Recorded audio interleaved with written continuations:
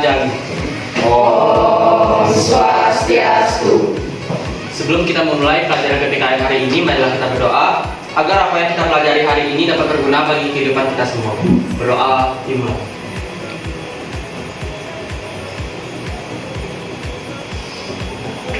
Berdoa selesai. Apa kabar semuanya? Baik, sebelum kita lanjut, sekarang silakan ambil handphonenya. Kita melakukan latihan seperti biasa di meja ini. Lagu yang akan kita nyanyikan hari ini yaitu Satu Nusa Satu Bangsa. Silakan bernyanyi dengan penuh semangat. Ya.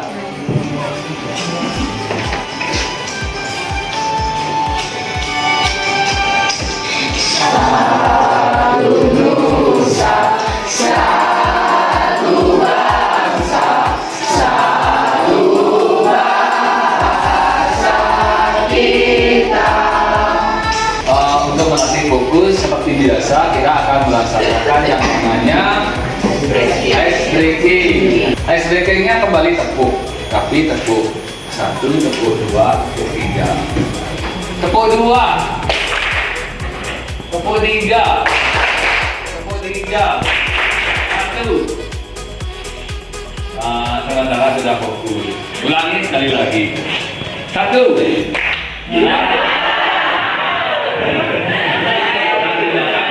Selanjutnya kesepakatan kelas. Tolong duduknya dengan baik. Keluarkan sekarang alat belajarnya, buku ataupun alat tulis. Nah, sebelum kita memulai pembelajaran, harus ada sebuah perjanjian, di mana perjanjian ini tujuannya untuk pembelajaran agar bisa berjalan dengan lancar. Salah satu contoh alat yang paling mengganggu dalam proses belajar adalah handphone.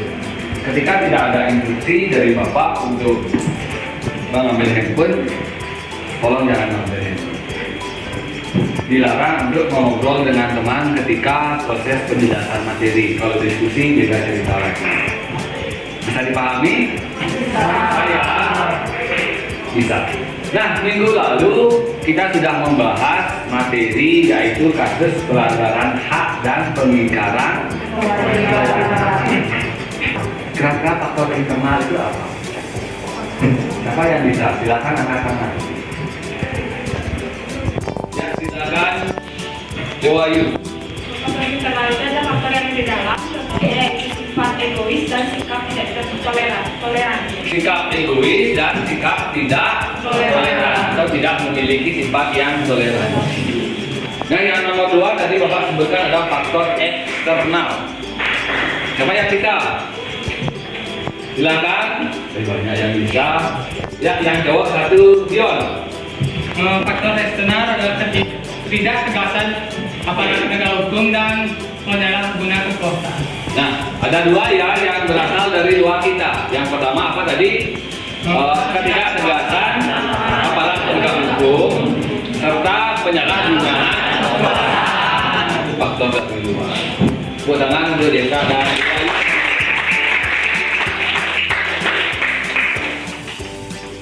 Nah, sebelum kita memulai pembelajaran seperti biasa, ada yang namanya pretest untuk mengukur kemampuan kalian sebelum kalian mendapatkan pembelajaran hari ini. Silakan kembali ambil handphonenya.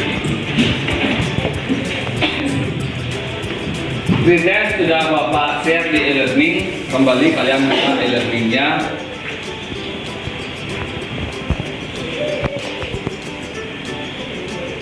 Radar apa dapat? 60. Kalau Anggun 55. 55. Belakang Fadli 30.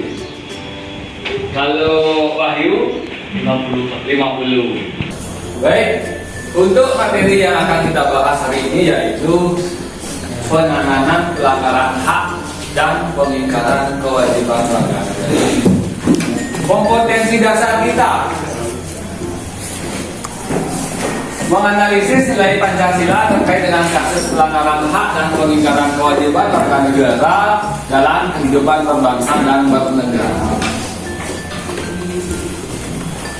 Adapun indikator pencapaian kompetensinya, yang pertama mengidentifikasi penanganan pelanggaran hak dan pengingkaran kewajiban.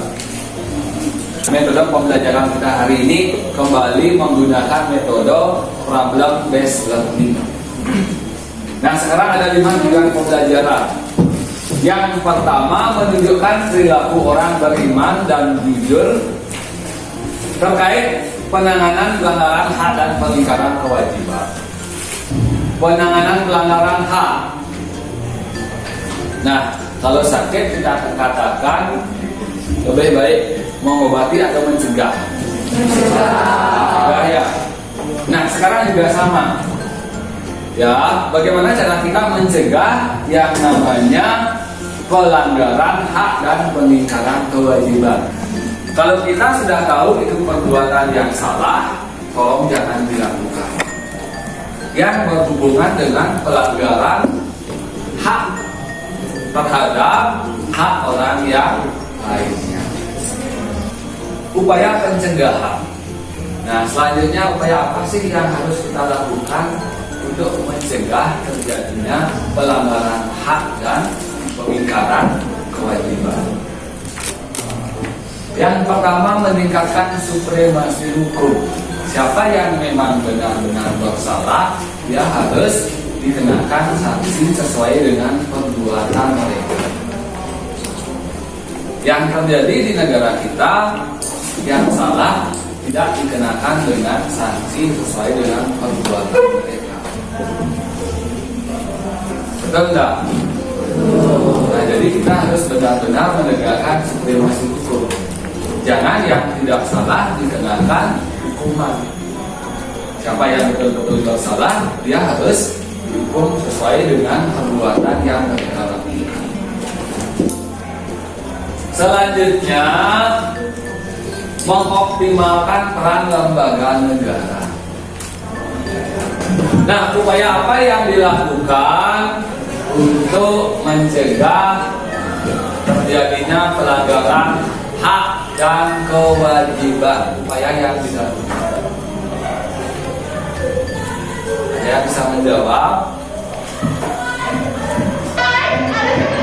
Banyak ya. Nah, coba kamu. Ya.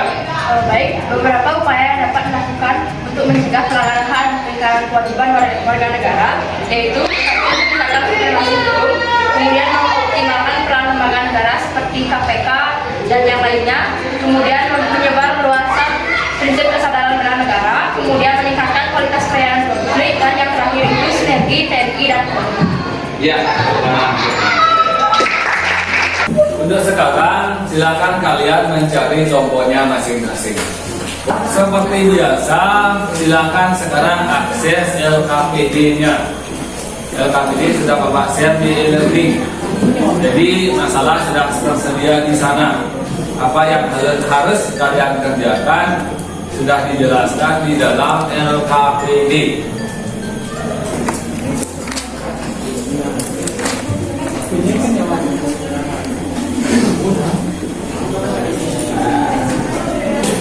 Om Swastiastu. Saya nih Dewan Rizka Trisanti, nomor absen 29, dan rekan saya Baik, kita adalah Putri nomor absen 6. kami perwakilan dari kelompok 3 ingin memaparkan jawaban dari LKPD nomor 4. Pertanyaannya yaitu bagaimana cara Anda untuk menghindari melakukan pelanggaran terhadap hak orang lain dan pengingkaran terhadap kewajiban dalam kehidupan sehari-hari. Jawabannya yaitu menghindari melakukan pelanggaran terhadap hak orang lain dan pengingkaran terhadap kewajiban dalam kehidupan sehari-hari. Yang pertama, menjauhkan diri dari sikap egois atau mementingkan diri sendiri. Yang kedua, meningkatkan kesadaran diri sebagai warga negara yang mempunyai hak dan kewajiban. Sekian dari kami, apakah ada yang ingin bertanya? Ya, Kota. Saya dari kelompok Mas akan mengajukan pertanyaan. Jadi menurut kelompok Anda, bagaimana cara menumbuhkan toleransi di kalangan masyarakat keberatan? Izinkan kalau untuk menjawab. Jadi menurut kami ada beberapa cara yang dapat dilakukan. Yang pertama yaitu dengan menghormati perbedaan. Di antaranya menghargai hak orang lain serta menerima perbedaan. Di mana terlebih lagi kita sebagai bangsa dengan banyak perbedaan yang ada, mulai dari suku bangsa, bahasa, ras, dan lain-lain, perlu adanya rasa saling menghormati agar tidak saling timbul perpecahan, lalu tidak memaksakan kebenaran. Dan terima kasih saya terima. Sekian presentasi dari kelompok kami tutup dengan para mesanti.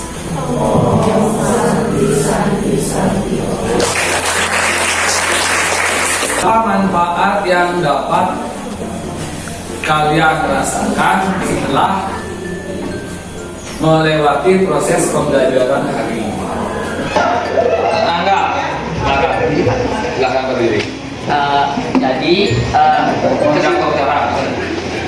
Jadi manfaat yang saya dapatkan dan teman-teman yang semuanya yang dapat dari hasil pembelajaran yang telah dilakukan, yaitu saya dan teman-teman saya diharapkan mampu untuk berubah sikap, yaitu dapat mampu mengimplementasikan upaya penanganan pelanggaran hak dan pengingkaran kewajiban sebagai warga negara, baik itu di lingkungan keluarga, sekolah, masyarakat, dan berbangsa dan bernegara dengan baik dan benar. Ya. Baik, terima kasih Angga, sudah sangat baik sekali. Siapa yang bisa menyimpulkan pembelajaran kita hari ini? Silakan unjuk tangannya. Silakan Cois. Baik, terima kasih atas kesempatannya. Saya ingin menyampaikan kesimpulan dari pemaparan pagi kami mengenai penanganan pelanggaran hak dan kewajiban warga negara. Ada beberapa upaya yang sudah Bapak paparkan tadi, di antaranya meningkatkan supremasi hukum, mengoptimalkan peran lembaga negara seperti lembaga pemerintahan, polisi, TNI, KPK, dan yang lain-lain. Yang ketiga ada perubahan waktu kegiatan bela negara. Yang keempat ada sinergi TNI Polri. Dan yang terakhir ada meningkatkan kualitas layanan publik, contohnya peningkatan layanan rumah sakit. Selain itu ada upaya untuk masyarakat supaya partisipasi dalam penanganan pelanggaran dan pengingkaran hak dan kewajiban masyarakat. Misalnya, masyarakat harapan itu wajib terhadap hukum. Yang kedua itu mengadukan setiap adanya pelanggaran HAM. Yang ketiga yaitu membangun hubungan yang harmonis antara pemerintah agama yang satu dengan yang lainnya. Dan yang terakhir adalah mendahulukan kewajiban dari Baik, sudah sangat jelas sekali. Nah, sebelum pembelajaran ini diakhiri seperti biasa, sekarang silakan keluarkan handphonenya. Kembali lagi akses e-learning kalian. Kita akan mengadakan post test. Quick test. Dion berapa dapat? 55. Sekarang post testnya 95. 95, berarti terlihat. Wahyu tadi dapat 50, sekarang 95 juga. Untuk mengakhiri proses pembelajaran kita hari ini, karena tadi diawali dengan doa, untuk sekarang mari kita akhiri juga dengan berdoa. Silakan ketua kelas. Pada sana. Sebelum kita mengakhiri pelajaran hari ini, alangkah baiknya kita berdoa. Berdoa dimulai.